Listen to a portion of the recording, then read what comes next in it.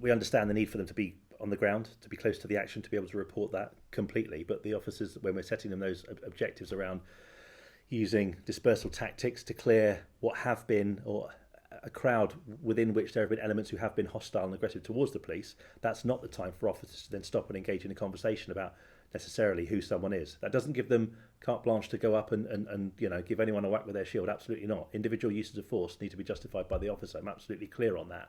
But if you're walking up and then the officers don't deal with that perceived potential threat of someone standing in the street, and we go past them with our shields because we choose to ignore them, you're exposing all of the officers in that cordon to risk. Because if that person is hostile and they have a weapon, then that's the idea of those tactics, that you move up as a line with the shields line abreast across the road, and you clear that street, and you go at the pace of the slowest officer to be able to maintain that line.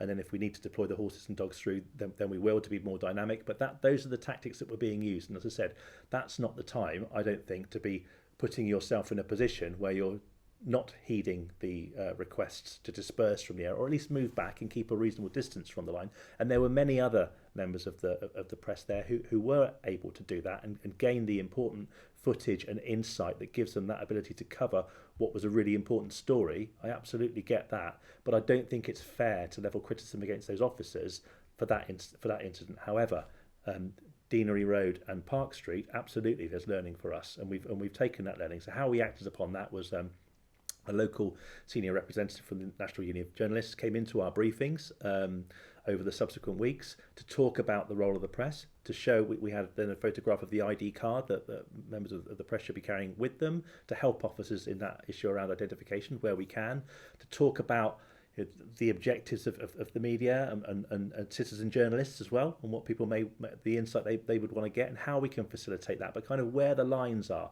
We spoke about the risks of members of the press visually identifying themselves, which was an obvious suggestion that came from some officers. Why don't they wear a tabard or a hat or whatever? But how they can themselves become subject to hostility and attack. So the need for us to be aware of that, and then maybe increase our awareness of how we might need to protect them as well in this environment if they are becoming the focus of aggression themselves. So lots of conversations that led to some good learning there, particularly by having that input at the briefings. So the briefings that we had for the subsequent protests were really well attended. Lots of officers, because we couldn't take the chance of something happening as it did on that initial Sunday. Yeah. So that was really, really helpful to build that understanding. And also I think it prompted discussions such as the one that I had last Thursday, where I forget the guy's name, forgive me, but I recognised him as being the individual who'd suffered this unfortunate encounter with officers. So I wanted to discuss that with him, and we had a really constructive conversation for 10 minutes around just his experiences, our experiences, how things went that night and how they've gone since, and how we've been better able to work together since that date. Yeah. So, and the other thing I want to touch on as well, and it leads on quite nicely from that, both the meetings and the lessons that you've tried to learn since, but also the, I think, quite valid point you made, about not reporting on a rugby match by the ruck or whatever. When that, several months later, parliamentary report came out saying that even the Somerset Police had in some circumstances used excessive force, how did you react to that initially when it came out? Really disappointed. Again, that we were provided fairly little opportunity to respond to that report before it was then published. We disagreed with some of the content of that because of the basis on which the comments within it were made, not reflecting the feedback that we would have wanted to provide. I did discuss it with some of our local MPs who interestingly hadn't been involved in that group, despite the fact that it was an issue relating to Bristol. They hadn't been involved in that, and my understanding is that they hadn't been inclined to become involved in that. There were some councillors who had been supportive of city councillors who'd been supportive of the sentiments that were included in the report, but I think it was unhelpful to our wider efforts to build trust, because it took us back to a place that we had moved on from. And in terms of Bristol, and that's my primary interest and responsibility in this wider story about the legislation nationally. I think we became, and that through that demonstration and protest and the riot, we'd become a cause or an issue that was being used to obtain some leverage around the wider national perspectives, and for the city that wasn't helpful to our community cohesion here. We had good engagement with our councillors, with our elected officials, with our MPs from the day after that disorder on the Sunday. Members of our independent advisory group, as you said earlier, I absolutely accept that we'd had a really strong support from our communities and our community leaders and representatives. But we continued our engagement with them through the weeks that followed. So examples of that would be, it became apparent to me that we were making decisions operationally in relation to policing protests and disorder that weren't fully understood, because we weren't telling people around the rationale that sat behind the decisions. We'd go from a start point, there's a protest, we know that's going to happen, and then there'd be an end point. And there was one protest where there was a start point. We facilitated a march around the city for about 10 hours that day. In the end, we ended up with about 100 people, 80 to 100 people. Again, I was there and saw that on the city centre at around midnight. They weren't protesting then. They were just engaging in antisocial behaviour. Most of them been drinking all day. They were blocking the road by the Hippodrome. The city was trying to operate still, around this group. That wasn't protest. That was antisocial behaviour and low-level criminality. And we had the officers on duty to deal with that. So we did. We served a dispersal notice on that group, and then when they failed to disperse from the area, we used the public order tactics that I've described earlier to disperse them down Baldwin Street towards Bristol Bridge, through Castle Park, and they went away. We made a number of arrests that evening, and that became the headline: protest, arrests.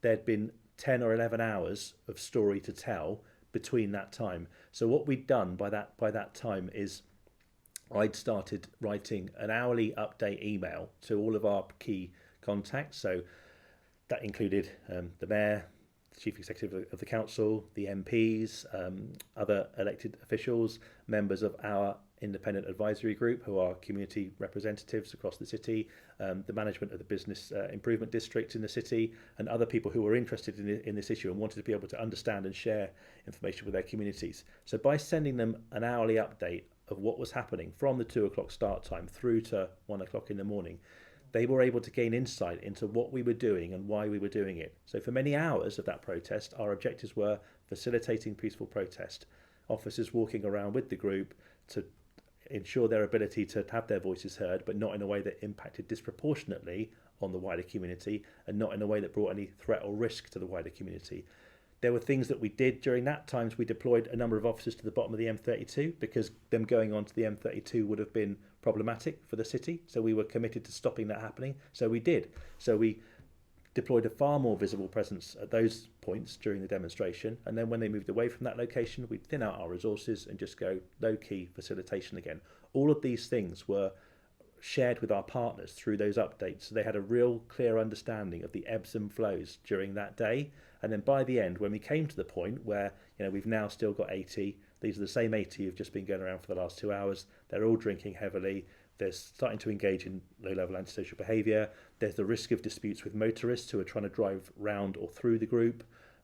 That builds an understanding of why we then went to dispersal and arrest, because people could see the story from start through the middle to the finish, rather than just protests ending in arrest.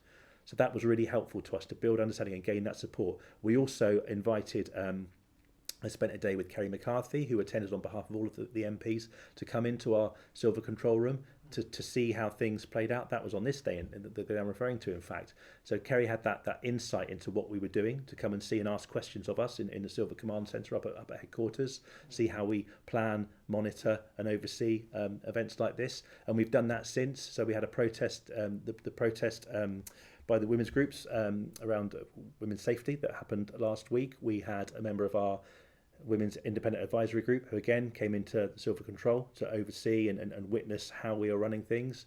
And one of our other MPs, Thangham Debonair, was invited to and was able to join us at the final planning meeting to gain an insight into all of the preparation that had been put into those protests. So those are things that we've started to do far more proactively since March, to try and provide more transparency around our decision making, to build understanding, and hopefully to build confidence in the way that we're policing protests. Yeah. That all sounds really interesting and like really worthwhile stuff, but just one thing that has occurred to me while you've been saying all that is that these people that you've been engaging with, I would almost describe them as like representatives of the public rather than the public themselves. Have there been any similar kinds of initiatives or attempts made to have those kinds of conversations, but with the kinds of people that were actually taking part in the protests? Because I remember at the time, because protest was technically illegal because of the COVID restrictions at the time of the first riot and the following protest, for example, no one was coming forward and announcing themselves as the official organisers. So has it been possible to do that kind of thing? Would you want to do that? And we do, and we had done prior to the restrictions, deterring people from identifying themselves as organisers. So in that planning stage that I talk about, our objective there would be to work with the protest organisers to understand their objectives, their intentions. So that would include things like the numbers they feel likely to attend, stewarding arrangements, and we can give them advice around that, the route they're likely to take, the start point, the end point, a dispersal plan as to how they're planning on people getting away from the area. So those are things that we would do routinely, and we are committed to doing that still. That's the way that we would work generally. The other thing that we do on the day is we deploy police liaison officers. They're the officers that you see at protests in the sky blue tabards, they are tasked with just that facilitating that communication, working between the protest group and the commanders to build that understanding of what you're looking to do. How's it going for you? What do you need from us, or what do we need from you to maintain this at the level that we want it to be? That works well for protests like, we had well over 10,000, 15,000 people for the Greta Thunberg rally. That was supported by the organisers of that protest engaging with us in the 2 weeks prior to it and on the day. Similarly, with the Black Lives Matter protest, the day on which the statue came down, which I know caused significant concerns for some, but in terms of the wider policing of that protest, again, many thousands of people that came into the city to march about a cause they're hugely passionate about. And besides that issue with the statue coming down, there were next to no issues or incidents reported on that day, and that was facilitated protest where we had liaison officers working in that way and our operational capability available to us as a contingency primarily, because we felt it would have been provocative on that day for us to police that demonstration with overt number of police resources. Yeah, I remember, because I was down at the initial riot and then several of the subsequent protests, and I remember there was a moment in particular where it was one of the, I can't remember which night it was, but basically it was late into the evening by this point, and there was a group of people sat down in the road outside Bridewell Police Station, and like you described like earlier on, they had a speaker there, they were playing music, there were people sat around drinking. It was almost like a bit of a street party by that point. And there were police liaison officers there having discussions with some of them, but I remember there were leaflets getting handed round, and the odd person would shout out something like, "Oh, don't speak to the police," or something like that. And the point they were making, i.e. the protesters, was that don't trust the liaison officers, they're trying to be all nice, but actually what they're doing is they're trying to get you to part with your personal details or something so that they know who you are, and then they can target you and arrest you. My point in mentioning that is there are clearly certain sections of society and people that get involved in these protests who just have, for whatever reason, a really deep-rooted distrust of the police, and that probably whatever you do, they're going to think there's some sort of ulterior motive to it. Do you accept that that's always going to be the case, or do you think that there are things that you can do and policies that you can adopt that can change that, or do you think that's just how life is? Reluctantly, being honest with you, I probably accept there's always going to be a cohort that we'll never convince around the mistrust of the police is such that I'd never give up trying to convince and persuade people of our commitment to policing fairly and proportionately.